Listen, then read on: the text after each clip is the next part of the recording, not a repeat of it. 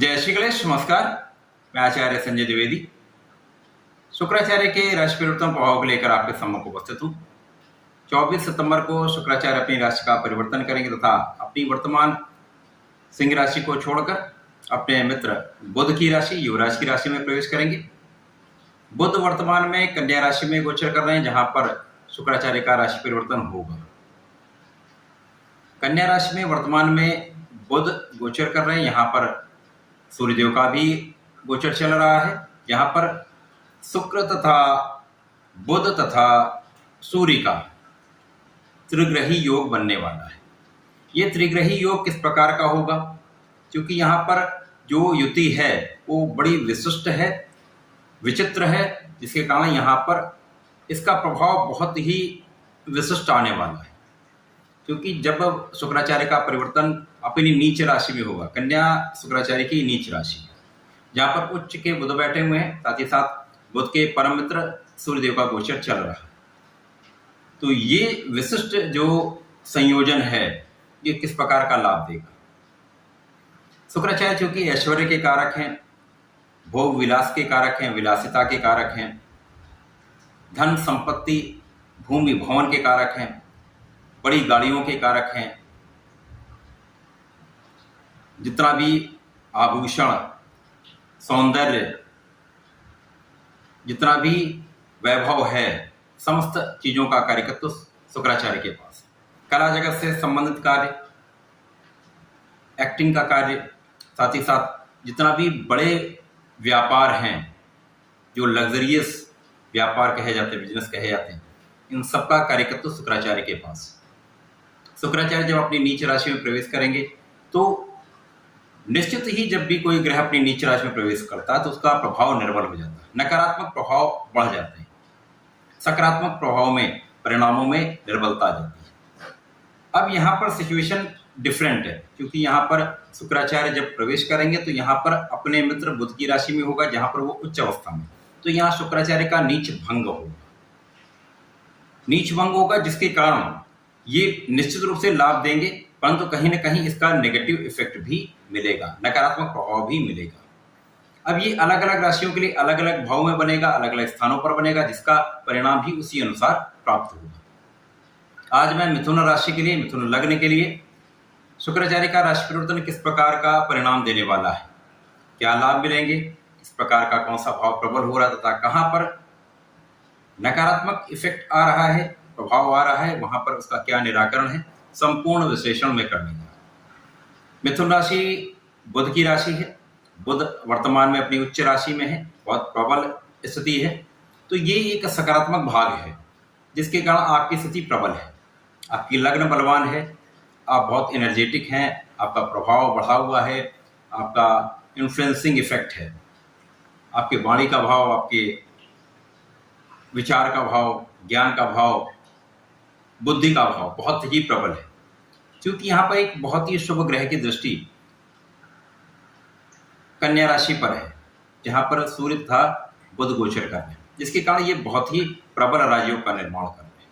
अब शुक्राचार्य जब यहाँ पर कन्या राशि में प्रवेश करेंगे तो मिथुन राशि के लिए जो शुक्राचार्य हैं वो द्वादशेश हैं तथा इसी प्रकार से पंचमेश, ज्ञान के स्वामी हैं, ज्ञान के भाव के स्वामी, ज्ञान के भाव के स्वामी तथा व्यय के स्वामी पर नीचता का प्रभाव जब आता है तो यहाँ पर कहीं न कहीं कुछ नकारात्मक प्रभाव निश्चित रूप से आने वाला है। तो यहाँ पर आपकी शिक्षा में कुछ व्यवधान आ सकता है। यद्यपि यहाँ पर नीच भंग होगा तो बहुत कोई बड़ी कठिन समस्या नहीं होने वाली है, परंतु विद्या का भाव कहीं ना कहीं प्रभावित होगा, आपका मन चंचल हो सकता है, आपके मन में कल्पनाशीलता बढ़ सकती है, अथवा मन पढ़ाई में नहीं लग सकता है, लेकिन बहुत कोई नेगेटिव इफेक्ट नहीं आएगा। जैसे ही ये नीच भंग होगा सूर्य का प्रभाव भी मिलेगा, सूर्य का प्रभाव बहुत ही पॉजिटिव इफेक्ट देता है, जिससे आपकी शिक्षा से आपको लाभ मिलता है। तो क्षणिक कठिनाई के साथ आपकी शिक्षा में उन्नति निश्चित रूप से होगी, शिक्षा में प्रगति होगी। जो लोग शिक्षा से संबंधित कार्य करते हैं उसमें निश्चित रूप से आपको धन का लाभ विशेष रूप से मिलने वाला है। शिक्षा से, ज्ञान से आप लाभ प्राप्त करेंगे।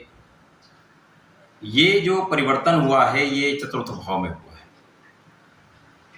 मिथुन राशि के चतुर्थ भाव में ये परिवर्तन केंद्र का भाव होता है।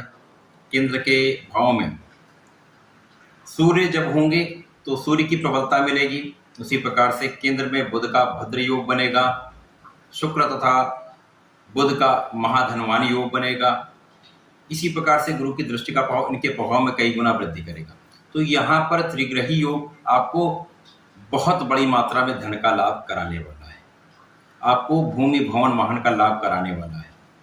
आपके माता पिता का आपको आशीर्वाद मिलने वाला है। माता पिता के सुखों में वृद्धि का योग दिखता है। आप सुख साधनों का अर्जन करेंगे।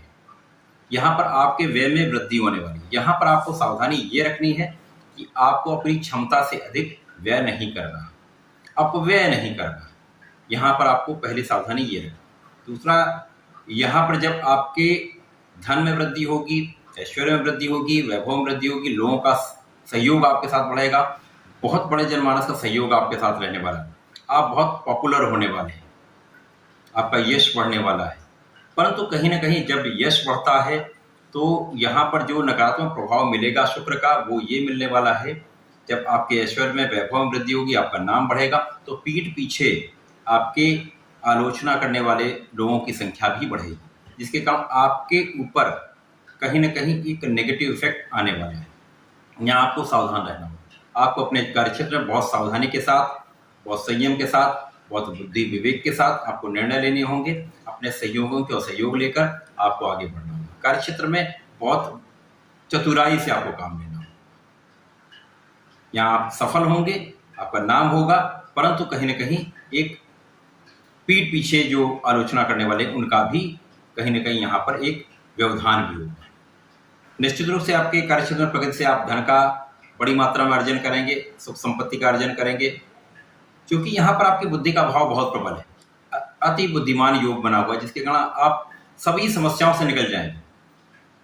अपने ज्ञान के, अपने बुद्धि के चातुर्य से आप समस्त समस्याओं से उबर कर, निकल कर सफल होंगे।